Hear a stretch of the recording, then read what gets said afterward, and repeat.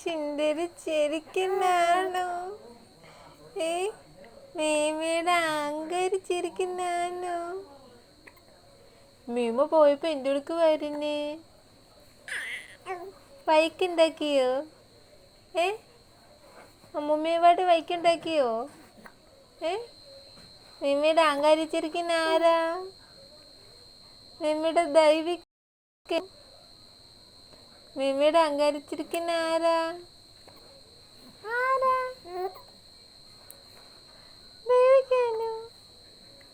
മീമയുടെ അഹങ്കരിച്ചിരിക്കുന്നാനോ? ഏ മീമയുടെ സ്വത്ത് എന്തേ? മീമയുടെ മുത്തെന്തേ?